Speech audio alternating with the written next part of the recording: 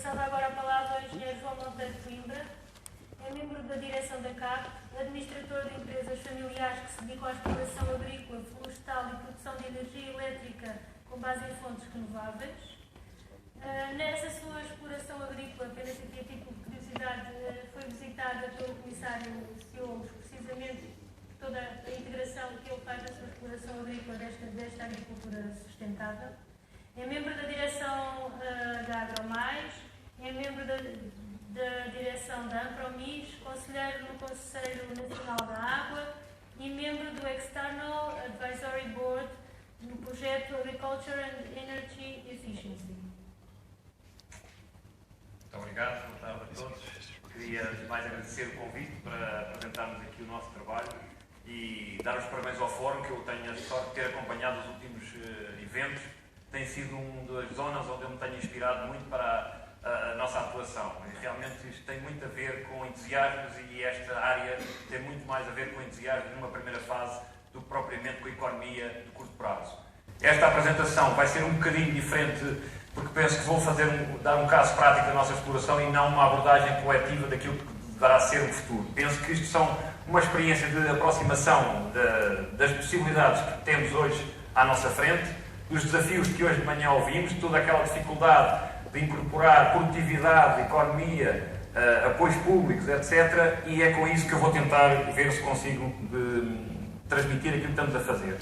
Nossa exploração, como é que ela se enquadra nestes desafios da exploração, da sustentabilidade ambiental e algumas conclusões. Esta exploração é uma exploração que assenta em dois núcleos, um agrícola e um florestal, portanto conhece bem a realidade da zona centro do país, do Ribatejo, emprega 10 pessoas a tempo inteiro e 5 a tempo parcial e explora aquela que eu vou falar, cereais no Val do Tejo. É uma exploração que, no fundo, vem do sequeiro dos anos 80, era uma exploração que fazia olival de sequeiro e transformou-se hoje em uma exploração de regadio. É interessante, tenho vindo a pensar agora nestas novas áreas conquistadas ao sequeiro no Alentejo, que este processo que a nós nos levou 25 a 30 anos, provavelmente os novos empresários irão poderem queimar algumas etapas que eu acho interessante avaliar. Portanto, esta exploração cresceu em área e em intensificação, transformámos o sequeiro em regadio e depois, na segunda fase, regadio em regadio da expressão. Hoje temos a totalidade da área regada da expressão, água de furos e de rios, não de empreendimentos coletivos, e começa aqui realmente o grande problema que nós todos temos hoje. Hoje temos que enfrentar realmente esta dita sustentabilidade. Ela é cada vez mais o conjunto de várias sustentabilidades. O que eu tenho vindo a ouvir até aqui é que cada um quer defender a sua sustentabilidade. Eu acho que só há uma sustentabilidade é quando conseguimos unir estes 4 setores. Este setor, principalmente para mim, o mais importante de tudo aquilo que nos faz mover é, sem dúvida, a economia. Nós temos que ter uma economia que gere riqueza. Se não houver geração de riqueza, se não houver retribuição do capital, terra e todo o dinheiro que nós aplicamos, não poderá haver outro tipo de sustentabilidade. Porque quando se quer começar pela sustentabilidade sem qualquer tipo de riqueza, eu penso que não vai ter futuro e é por aqui que normalmente as coisas falham, porque depois não há dinheiros públicos que cheguem para pagar os bens públicos, é difícil congregar estes dois setores, eles estão em conflito muitas vezes e, portanto, se não conseguimos encontrar aqui uma zona onde entramos todos em acordo ou em caminhando para tal, e, portanto, a parte social é muito importante para nós, porque criar condições para empregos de qualidade, termos capacidade de retribuir realmente os investidores e, se conseguirmos e tentando, através dessa riqueza, gerar capacidade de sustentabilidade a longo prazo, era muito importante para que conseguirmos. E isto, para a tal sustentabilidade económica, temos que começar pela intensificação do uso da terra. A terra está muito escassa, a desflorestação é uma realidade, aumenta toda aquela conversa que a gente conhece, precisamos de produzir mais com a mesma terra. E para isso temos o regadio, no sul da Europa temos essa obrigação, mas esse ativo. Temos que ser mais eficazes em todo este processo, como ouvimos hoje de manhã, e penso que é a partir daí que nós tornamos a economia e a parte social mais sustentável para depois partirmos para outra área. Nossa exploração teve uma área onde se foi desenvolvendo ao longo do processo e temos vindo a integrar estas capacidades de sustentabilidade, de resistir aos mercados. Nós produzimos commodities, estamos muito baseados no mercado e estamos a tentar criar riqueza suficiente para podermos também agora numa fase final termos capacidade de incorporar aqui uma sustentabilidade ambiental também. E portanto, isto é um processo que leva tempo, é preciso ser apoiado, precisa de fundos estruturais, porque é difícil arrancar para soluções destas. A nossa base começa sempre e começou sempre desde o princípio pela estrutura do solo. Nós temos solos muito pobres, muito degradados, e se não começarmos por esta fase, é aqui que nós temos todo o sucesso da parte económica e da parte ambiental. Nós temos, desde 2003, associadas às agroambientais, fomos incorporando também, aproveitando também as ajudas agroambientais, porque elas são uma realidade, elas são, no fundo, uma alavanca para nós conseguirmos, com esse dinheiro, também tornarmos a mudar algumas atitudes. Ninguém se pense que pode ser só por amor à natureza e etc. Não, nós trabalhamos somos agentes económicos e temos que ter sempre isso em mente. Conseguimos aproveitar isso para realmente alterar algumas formas de produção, tentando ter o solo tapado todo o ano. Hoje, praticamente só durante uma semana, 2 ou 3 semanas é que temos o solo descoberto, que era um dos problemas graves. Redução energética. O problema da energia é uma realidade cada vez mais importante. Nós, nos anos 80 e nos anos 90, tínhamos uma energia muito barata, hoje temos uma energia muito cara, temos que reduzir brutalmente a intensidade energética da nossa produtividade. E isso faz-se com alfaias combinadas, com alguma introdução da sementeira direta, uma tecnologia muito utilizada nos nossos parceiros concorrentes, onde conseguem reduzir substancialmente as emissões através desta prática. Portugal tem algumas dificuldades porque temos capacidade de produção muito elevada e estas tecnologias muitas vezes estão adaptadas a zonas de produtividade mais baixa, mas de qualquer maneira está-se a fazer um progresso bastante interessante e a Europa está a crescer nesta área. Este é o problema número 1 de Portugal. Fala-se muito que temos falta de rega, temos que fazer bons sistemas de rega. Eu continuo a insistir que não se deve fazer sistemas de rega sem fazer sistemas de drenagem. Tem-se esquecido muito isto. Ainda esta semana choveram 100 e tal milímetros na zona onde eu estou, metade dos campos estão lagados. É um problema gravíssimo. As alterações climáticas vão ser uma realidade que, se nós não começarmos pela drenagem, isto são os campos da zona da Golgã que, apesar de serem mais ou menos drenados, tinham problemas muito graves em algumas zonas. Vamos ter que realmente ser mais eficazes na aplicação. Isso não, eu tenho que... Os tradutores façam só slides, sim, só slides não.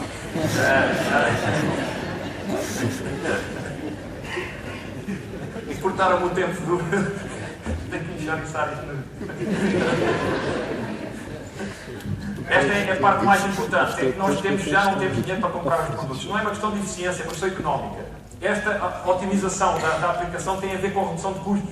Eu só posso reduzir custos se aplicar menos, mas eu quero produzir mais com menos aplicações. E só com a tecnologia, e ela existe, está disponível, é uma questão de se aplicar. A eficácia dos herbicidas é fundamental para a nossa estratégia de produtividade, porque ela parte do princípio que ali não há concorrência. Quando a gente fala de intensificação e quando se fala de biodiversidade, eu onde produzo milho não posso ter concorrência. Não pode haver ali biodiversidade. Tem que haver uma biodiversidade limitada. Porque eu ali tenho que ser o mais produtivo possível. E por isso, talvez esta abordagem é um bocadinho diferente daquela que nos tem defendido, que era temos que desintensificar, temos que desacelerar, produzir menos com menos recursos. Eu acho que temos que produzir mais com os mesmos recursos em algumas zonas da exploração. Começámos a fazer o benchmarking interno. Isto é muito importante para todas as explorações, que é compararmos com nós próprios, ver qual é a nossa evolução e dividir toda a produtividade e todos os consumos pela unidade produzida. Porque nós só produzimos muito e dividimos por menos inputs, podemos ser mais competitivos a nível global. Eu penso que isto é muito importante, todos fazermos isto para nos compararmos e vermos a nossa evolução. O desafio da sustentabilidade ambiental começa também por assegurar a qualidade e a quantidade de água. Temos que regar com águas renováveis. Muita gente tem medo que a gente gaste a nossa própria água. Nós temos capacidade de assegurar hoje que a água é realmente renovável. Só devemos gastar a que é renovável. Não devemos ir para águas fósseis, não devemos ir para águas onde há perca de capacidade de adaptação outra vez às necessidades. Reduzir os consumos e reduzir as emissões. Essa talvez seja o grande desafio agora, que é também protegermos e adaptarmos às alterações climáticas.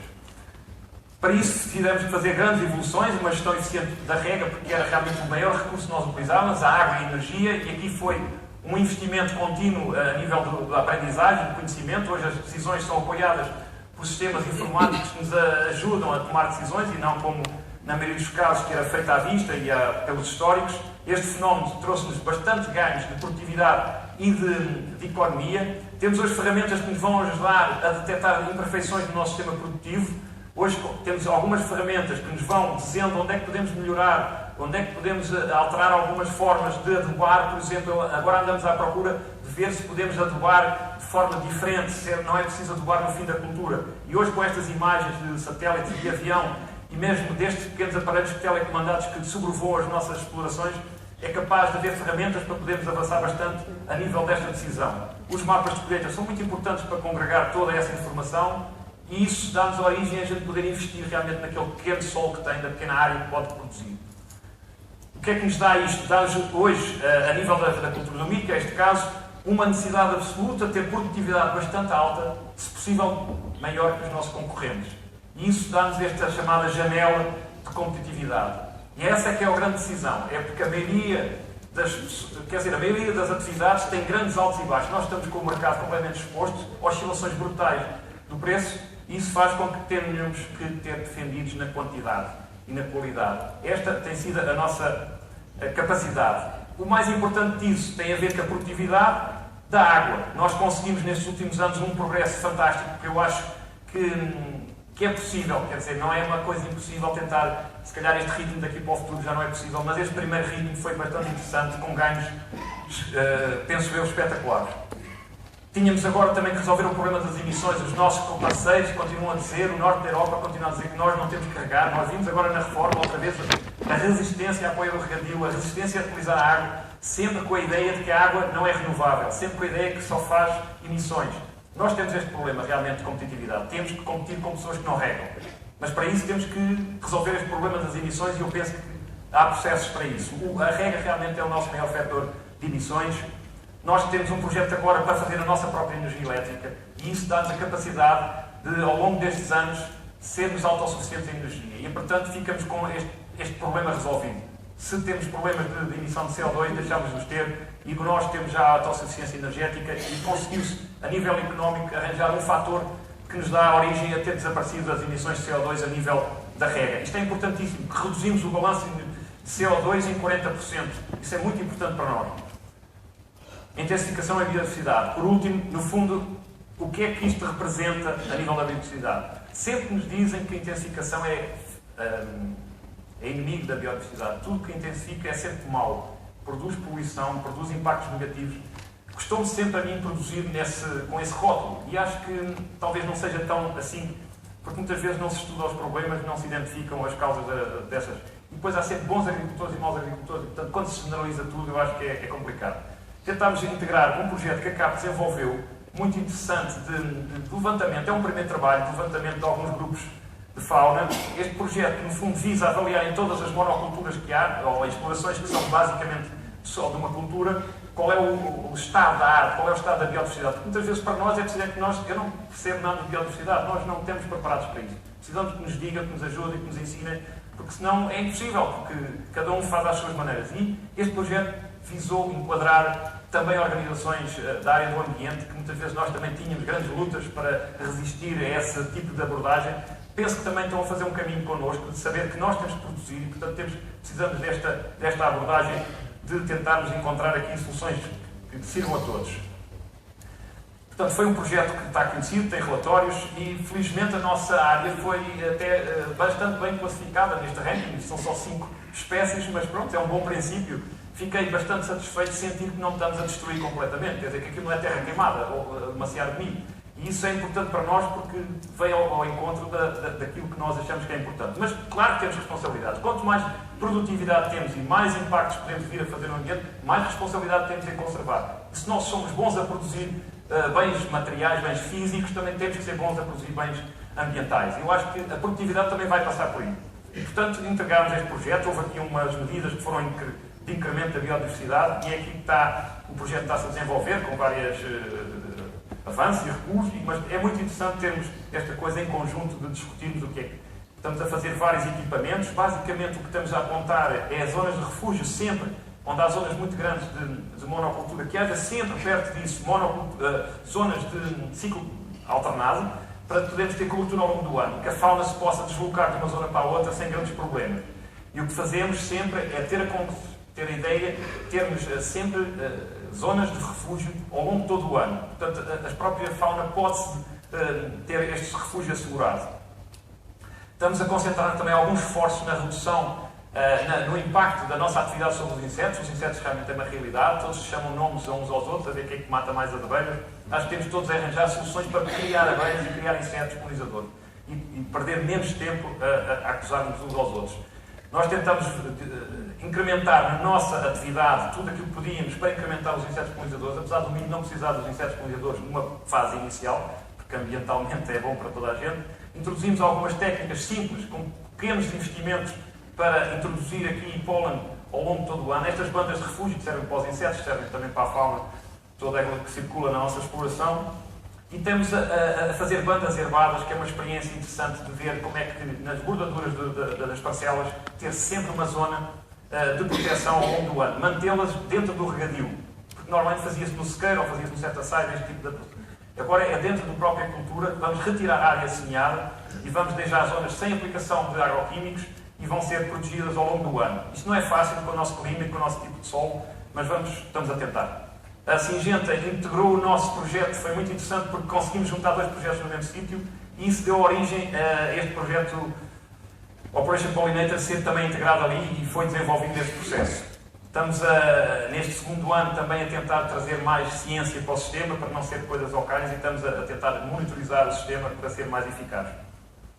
Avaliar realmente a perda de rendimento que o agricultor vai ter com estas atitudes e fizemos alguns equipamentos para tentar proteger aqui algumas destas espécies. Isto tem sido interessante, porque pensam que somos um bocadinho malucos a fazer estas coisas, mas depois lá vai então. São coisas muito fáceis. Muitas vezes nós temos realmente as explorações de zonas perdidas que podemos dar para esta zona de focus área realmente é uma realidade, talvez, se for bem pensada e se for bem alinhada, e se for talvez por zonas e não por agricultor, pode ser por associações de agricultores, pode ser porque agricultores possam estar mais disponíveis que outros. O problema sempre da política é querer fazer tudo igual, pôr todos ao mesmo nível. Eu acho que temos que ter aqui uma gradualidade nas opções, que é muito importante. Temos aqui também um objetivo de resolver problemas de pólen para os insetos no inverno, e estamos a tentar criar soluções para isso e tentar avaliar realmente as nossas atitudes. Estes são 2 casos. Uma série de árvores com cerca de 8 metros sem ser semeado, há uma perda de rendimento real, e no outro caso, isto é ambos lá na exploração, que semeámos o milho até ao alcatrão. E, portanto, quanto é que isto vale? Eu acho que temos que realmente saber o que é que estamos a fazer e o que é que estamos a falar, porque isto tem realmente valor. Temos que ver quanto é que vale ambientalmente e quanto é a perda de rendimento. Há outras coisas que são mais naturais, haver sebes, haver árvores, isso são boas práticas que temos que incorporar e temos que arranjar formas de evitar as más práticas. Porque não tem a ver com gasto de dinheiro, tem a ver só com uma aprendizagem daqueles objetivos. Este corte de árvores, às vezes, não faz sentido nenhum e muitas vezes não é por proibir ou por não proibir. É por explicar se a árvore lá tiver, se calhar não faz diferença. E pode vir a ter grandes ajudas. Esta é uma das coisas que fazemos muito, que é mobilizar para além daquilo que vamos regar. Isto é muito bonito, fica tudo muito limpinho, mas é uma prática muito pior. É muito mais interessante não gastar energia, aquilo nunca vai produzir, não vai ser regado, e deixá-la para estas zonas de refúgio. E, portanto, avaliar e medir estes métodos todos e depois perceber que realmente podemos crescer. Isto não tem limites, quer dizer, cada um pode aplicar-se. Isto são dentro da exploração, foi todas as fotografias que foram lá tiradas, bichos que eu nem sabia que existiam. É impressionante como depois isto começa e já não tem, é difícil parar, porque nós podemos fazer realmente com pouca coisa, podemos fazer muito, acho eu. Isto são fotografias da CPEA, que teve também a apoiar o projeto, o Todo Muito Leitão. São tudo animais que foram lá encontrados e estamos a desenvolver projetos também para encontrar outro tipo de coisas. Estes tipos de animais que toda a gente fica repugnado e toda a gente queria acabar com aquilo, hoje já andam por lá mais ou menos sossegados. Isto é muito engraçado depois abordar isto. Pronto, os projetos de criação de mais sebes e mais árvores, tudo isso penso que se pode integrar agora nas próximas políticas. Era isso que era interessante para nós. A CAP tem feito muito esforço para criar condições políticas para que isto seja possível integrar nas agroambientais. Vamos ver se os nossos decisores se também ficam sensíveis a isto, porque eu acho que é uma abordagem que pode não ser 100% eficaz. Podemos não estar a resolver o problema daqui a 5 anos, mas penso que é um bom princípio onde estamos, penso que todos nós de acordo. E se não estivermos todos de acordo, penso que estamos aqui todos a gastar recursos. Esta intensificação realmente não é sinónimo de perda de sustentabilidade. E penso que esta produtividade sustentável não há volta a dar. Nós não temos medo, não há plano B. E, portanto, tem de passar por este processo. E agradeço. Muito obrigado.